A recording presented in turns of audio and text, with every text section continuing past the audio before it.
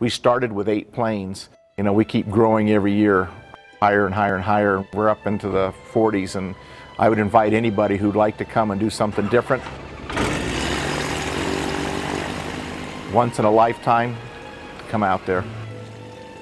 Every year, a group of like-minded pilots gather in a beautiful corner of northern Arizona to celebrate not just their love of flying, but of a very particular small aircraft, the Flight Design CT.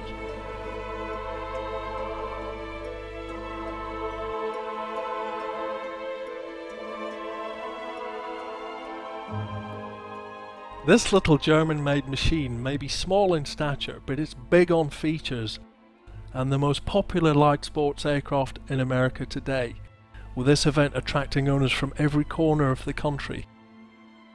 Like Larry here. He's flown in from Hawaii and has been a pilot for over 40 years. He's just bought his first CT.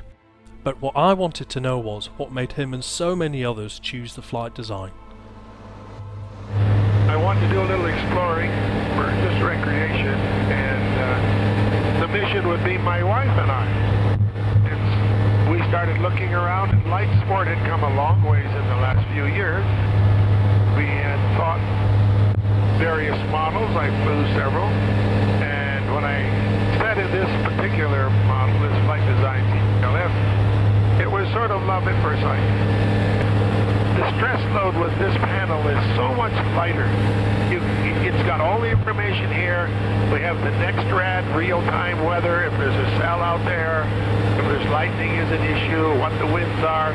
It's substantially easier to plan your trip en route or create an alternate. This was simpler to do with this level of avionics. Is probably going to take leaps forward from here. I can't imagine what they'll do, but they've got a winner for me. So, the option of powerful avionics seems to have won Larry over. But is that the only reason to buy one?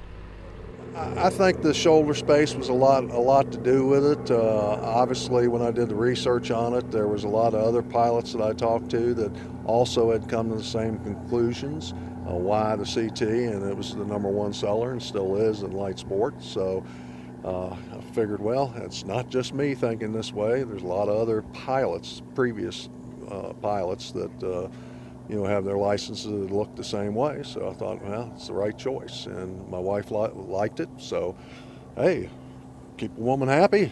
Get her the purse she wants or get her the plane she wants. My favorite thing about the plane, everybody that flies with me in it, that flies other places, the first thing they say, my God, you can see out of this thing. It's what you can see everywhere. And that really, even for people that aren't used to flying, they're much more comfortable when you can see. It's a great plane. It handles well, land it anywhere. It burns very little gas, very comfortable, very modern. This plane has a total glass, panel. Now that I bought it, I don't think I would trade.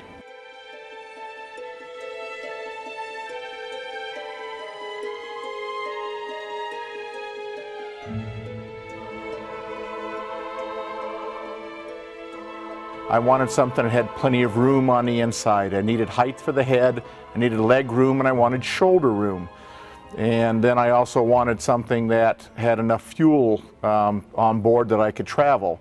Well, the CT fit all this. It had one of the widest cabins in the industry at 49.5 inches. It had plenty of headroom, plenty of leg room. My knees weren't up into the dash. We have dual controls, so you can fly from either side. So that was all pluses.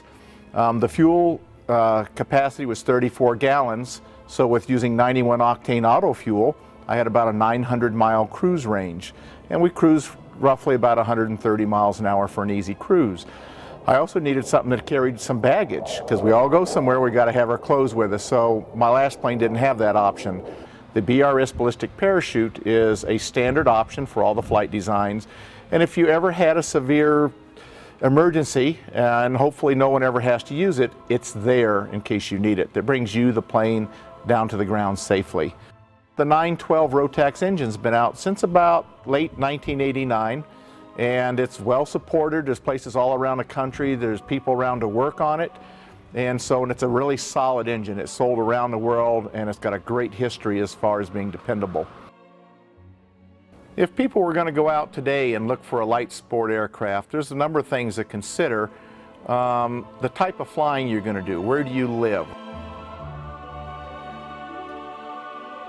Are you going to fly more or less in just your general area, or maybe are you going to fly more across countries? Do you need baggage room? So it all kind of depends. The flight design for me fits all of those categories. If I want to fly low and slow, I can. If I need some speed to fly from state to state, I can for 6+ hours if I need to. So I'm not limited in many things, and that's where I would recommend that you take a look. I myself went around to many different shows, sat in them, talked to people, had a chance to fly some, and this is where I settled. Now I will tell you the flight design's probably not the cheapest LSA on the market, but I tell you, I don't find any unhappy owners.